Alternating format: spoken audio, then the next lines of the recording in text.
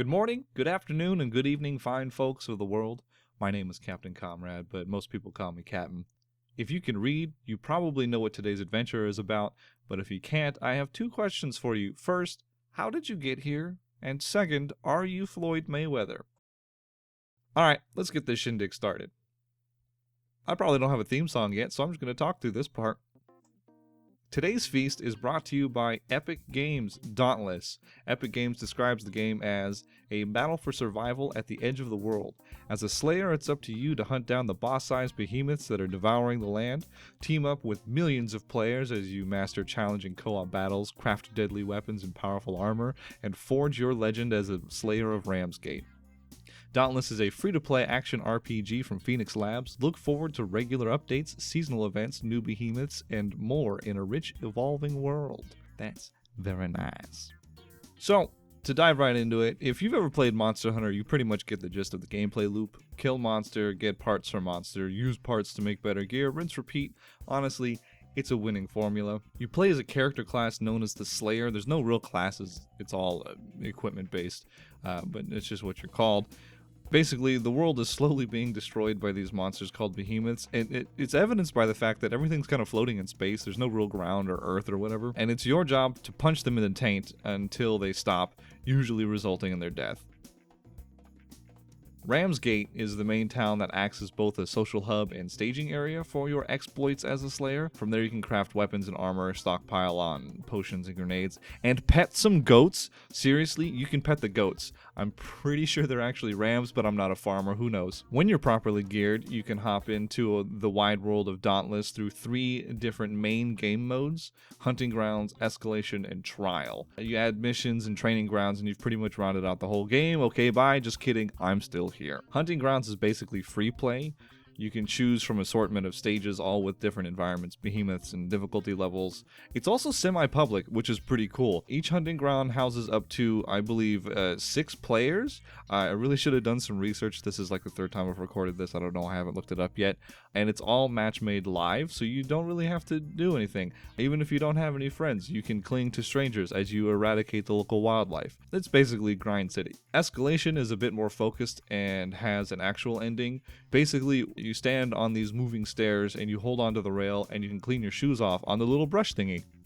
And there's monsters. No, actually, there's just a series of boss arenas and you fight through one at a time. The better you do in each fight, the further you escalate in the next round. Once you've beaten the last stage, you get your rewards and you move on with life. Missions are a bit more linear, and they offer variations to the usual grind. Some introduce new elements and mechanics, others just make you want to hate life. Listen, I've been lied to in my life, but I've never been straight up disrespected by a loadout recommendation like this dill hole. Call of Cthulhu, Call of the Pirate Bay, or Cthulhu, whatever the fuck it's called. This guy's the video game version of Steve Buscemi pretending to be a high schooler. As you can see, my equipment rating is well over the recommendation, and I still got bent over a barrel and shown the 50 states. I'm not gonna lie, I don't know what that means, but I feel like it gives a good idea of how I felt. This fella sprouts these blinding snowstorm-inducing cancer blemishes that have so much health that by the time you destroy one, the next one has already been impregnated into the earth. And then there's these random icicles that pop out of the ground completely independent from the behemoth. Needless to say, solo was a nightmare on this. I might just be overreacting because maybe the missions are actually specifically designed for multiplayer, but I don't know. Now, once you've participated in the holy extinction of a certain species, it's time to use its carcass to better equip yourself for the coming genocide. That's right, baby, I'm talking crafting. First up, weapons. You got slashy ones, you got choppy ones, and smashy ones, and spinny ones, and even pokey ones. But that's just at the main weaponsmith. If you haul your sweet tushy behind this kind gentleman, you'll find a gun shop that I'm pretty sure is just called Texas, and a floating lady that sells boxing gloves. Remember when I said you could punch monsters in the gooch until they died? Yeah, I wasn't lying. After weapons, you can also craft armor. Honestly, it's pretty standard: head, shoulders, knees, and toes, or something like that. You know the song. It looks pretty. It has different elemental things. Oh, yeah, I should probably mention the elements in the game. I don't think I've done that yet. Well, there are different elements But they're pretty straightforward, though. If A is strong against B, then B is strong against A. For instance, a blaze weapon will do extra damage to frost behemoths, and frost damage will do extra damage to blaze behemoths. Dunzo. It says it in the loading screen tutorials. This is pretty basic stuff in the game. The last piece of equipment you can craft is your lantern. These give different active abilities that you can use in combat. Some give you shields or make you run faster, or even lay mines for the monsters to never hit because everybody keeps aggroing them away from it. Each of these abilities is on a different cooldown, so just keep that in mind. After you fitted yourself to the nines, it's time to talk to your local dealer. They call her Granny Strega, but I call her Grand Streets because she cooks up that good. Don't let her elderly facade fool you. She's not slick. She says she's selling tonics, but I can see what she puts into them. I can see the cauldron billowing pink smoke right there in the back, like nobody's even paying attention to it. Then you have the Admiral, straight up selling grenades. That's right, this is actually the guy that also sells you guns. A high-ranking military officer takes time out of his day to craft things that you can use to blow your own fingers off, like some guy that moved to Montana to get away from taxes. Okay, there's a bit more to Ramsgate, little daily things and all the microtransactions and nonsense, but let's move on. Let's go kill some stuff. Obviously, the bread and butter of this game is the actual gameplay, the combat, and let me tell you, it's pretty good. It's pretty darn good. Each of those different weapon classes gives you a fairly unique approach to the way you poach. First up, swords. They're the token basic tutorial weapon. I'm pretty sure that the game actually forces you to use only it for a little while. Truth be told, it's been a really long time since I actually started playing this game, so I don't remember how it starts. Light and heavy attacks fill a meter that let you perform special power attacks like a dash move and like a Getsuga Tensho type thing. They're pretty straightforward and easy to get the hang of, and if you have a bleach fetish, maybe this slashy boy is for you. Next, we have chain blades. They're not actually next, but I forgot what order I was going in when I wrote this, and so we're going with this one. These boys let you get your PG Kratos on, and they are focused on nothing but speed and acrobatics. You've got your basic attacks where you just swing them in your hands, and then your chain whip attacks for a little bit of extra reach and AoE. Then you can actually do some pretty cool dash attacks that will bring you closer to the behemoth, or if you're close enough to them, it'll actually kick you away from them. And it can lead to some pretty cool aerial abilities to mix up the gameplay. The chain blades are probably the weapon that spend the most time in the air. Then we have the axe. Honestly, I thought I'd main this. You can tell because most of the B-roll is me using the axe. Slow, heavy hitting, it's really the choppy boy of your lumberjack dreams. Plus, you can throw it. I'm not gonna lie.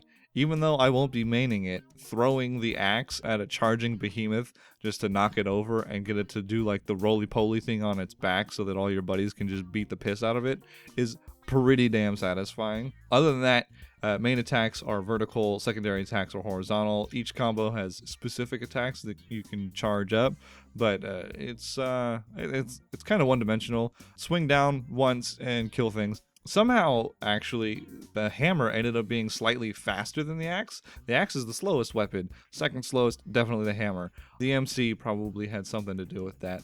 Have you ever seen those rooms where you go in with a sledgehammer and you break everything for rage reasons?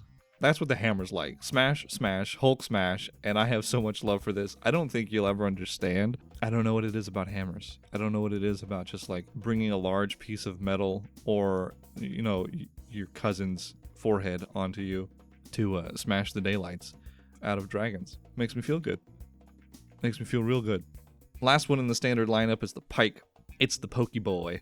Basic attacks can lead to some really big damage as you turn the big fella into a pincushion, or you can take him to ballet school with some twirly doos. Even after ballet school, these psychos decided to add bullets to it. They're pretty tough to use in a solo fight, but boy, are they fun. Speaking of guns, let's tally-ho back to the Admiral, because they actually do have guns in this game. Dual hand cannons they call repeaters. They're pretty small for video game guns, but if you've ever actually held a real gun, these things are monstrous. I've not actually used them much, because I think the standard just run around in a circle and shoot the monster in the face is a little bit boring, but it's the only weapon in the game that you can customize different parts for, because like the handle and the barrel and everything, they all do different things. Each of those things relates directly to a different active ability. You can lay down mines or shoot rockets for some reason.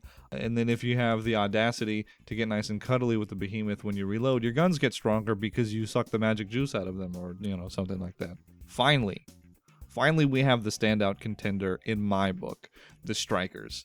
They're magical metal boxing gloves that wreck taints. These are easily the most complicated, but quickly became my favorite weapons.